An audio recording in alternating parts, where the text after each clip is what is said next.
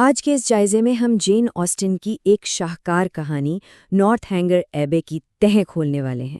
یہ صرف ایک رومانوی قصہ نہیں ہے بلکہ معاشرے کے دوغلے پن پر ایک انتہائی تیز اور کاٹدار طنز ہے۔ تو بغیر کسی طویل دیباچے کے سیدھا اس کلاسک کہانی کے اندر چلتے ہیں اور دیکھتے ہیں کہ جب کتابی رومانوی دنیا کا ٹکراؤ حقیقی زندگی کی تلخیوں سے ہوتا ہے تو کیا نتیجہ نکلتا ہے۔ چلیں اب اس میں گہرائی سے اترتے ہیں اور کہانی کی اصل بنیاد کو پکڑتے ہیں۔ اس پوری کہانی کو چلانے والا جو مرکزی تصادم ہے وہ دراصل توقعات اور حقیقت کا ہی تو ہے۔ ذرا سوچئے، ناولز میں پڑھے گئے وہ خوابناک اور رومانوی قصے جب اچانک حقیقت کی ٹھوکر کھاتے ہیں تو کیا ہوتا ہے؟ یہی وہ سوال ہے جو خیالی دنیا کے طلسم کو حقیقی دنیا کے مادی مسائل اور تلخ رویوں کے سامنے لا کھڑا کرتا ہے۔ اب ذرا کیتھرین مورلینڈ سے ملیے۔ یہ کہانی کی مرکزی کردار تو ہے، مگر یہ کوئی روایتی تیز ترار ہیروئن نہیں ہے۔ یہ محض ایک 17 سال کی نہایت رحم دل، بھولی بھالی اور دیہاتی ماحول میں پلی بڑی لڑکی ہے۔ اس کا خاندان کوئی بہت بڑا یا امیر نہیں ہے، بس ایک پادری کا عام سا کنبہ ہے۔ کیتھرین کا مسئلہ یہ ہے کہ اس کی پوری دنیا ان ڈرامائی کتابوں اور پراسرار ناولز کے گرد گھومتی ہے جو وہ دن رات پڑھتی رہتی ہے، اور اس کا یہی خیالی نظریہ بہت جلد اسے ایک زبردست کلچر شاک دینے والا ہے۔ کہانی میں اصل موڑ تب آتا ہے جب کیتھرین کے پڑوسی مسٹر اور مسز ایلن اسے اپنے ساتھ چھٹیاں گزارنے کے لیے بات شہر لے جاتے ہیں۔ کیتھرین کی تو جیسے دنیا ہی بدل جاتی ہے۔ یہ کوئی عام جگہ نہیں ہے بلکہ بات کا شہر اس وقت کے امیروں اور اعلیٰ سوسائٹی کا گڑھ تھا۔ پرہجوم سڑکیں، شاندار پارٹیاں اور نئے لوگ۔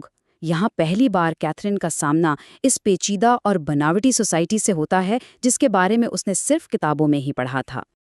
اور یہ بات اس خاندانی اور سماجی تانے بانے کو بڑی خوبصورتی سے واضح کرتی ہے۔ تاکہ ہم کہانی میں الجھ نہ جائیں، ذرا ان تینوں خاندانوں پر نظر ڈالتے ہیں۔ ایک طرف مورلینڈز ہیں، کیتھرین کا خاندان، جو سیدھے سادے، معصوم اور وفادار ہیں۔ دوسری طرف تھورپس ہیں، جو بس کسی نہ کسی طرح اپنا سٹیٹس اور دولت بڑھانے کے چکر میں رہتے ہیں، انتہائی مطلبی لوگ۔ اور پھر آتے ہیں ٹلنیز۔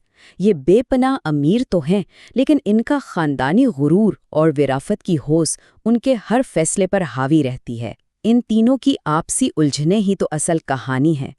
بات شہر کی اس چہل پہل میں کیتھرین کی ملاقات دو بالکل ہی مختلف قسم کے مردوں سے ہوتی ہے۔ ایک طرف ہنری ٹلنی ہے، نہایت خوش اخلاق، تمیزدار اور پہلی ہی ملاقات میں دل جیت لینے والا انسان۔ اور دوسری طرف ہے جان تھورپ۔ سچ پوچھیں تو یہ شخص سر درد سے کم نہیں ہے، مغرور، بدتمیز اور ایسا انسان جسے دوسروں کی حدود کا ذرا بھی خیال نہیں۔ یہ دونوں افراد دراصل اس وقت کے معاشرے کے دو بالکل متضاد رخ پیش کر رہے ہیں۔ خیر، صرف مردوں کی بات نہیں، خواتین کے کرداروں کا فرق بھی حیران کن ہے۔ کیتھرین تو بیچاری خالص دوستی کی تلاش میں ہے، معصومیت سے بھری ہوئی، لیکن اس کا پالا پڑتا ہے ایزابیلا تھورپ سے۔ ایزابیلا بظاہر تو اسے اپنی بہترین دوست کہتی ہے، لیکن اندر سے وہ ایک انتہائی شاطر اور مطلبی لڑکی ہے۔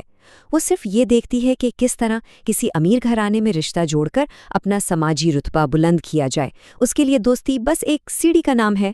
یہ تھوپ خاندان بھی نہ بس اپنی ہی سازشوں میں لگا رہتا ہے۔ جان تھوپ تو جان بوجھ کر کیتھرین کی زندگی اجیرن کر دیتا ہے۔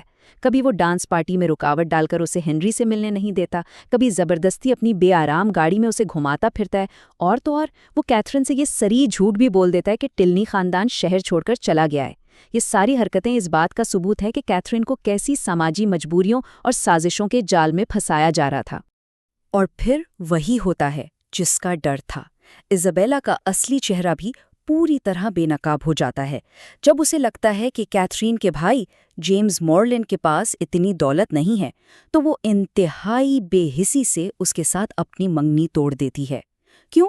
کیونکہ اسے ہنری کا بڑا بھائی کیپٹن فریڈرک ٹلنی مل جاتا ہے، جو جیمز سے کہیں زیادہ امیر ہے۔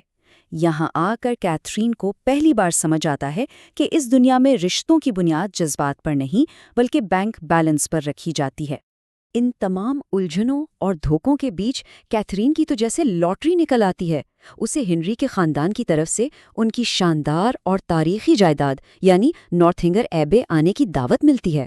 ذرا تصور کریں کیتھرین کی خوشی کا، کیونکہ اس نے تو ہمیشہ اپنے ناولز میں ایسی ہی پرانی، پراسرار اور گوتھک طرز کی عمارتوں کے بارے میں پڑھا تھا۔ اس کا وہ خیالی اور رومانوی تصور اب بالکل اس کے سامنے حقیقت بننے جا رہا تھا۔ لیکن ٹھہریے، یہ کوئی پریوں کی کہانی تھوڑی ہے۔ نارتھنگ عربے کا یہ خوفناک سفر اچانک ایک ڈراونے خواب میں بدل جاتا ہے۔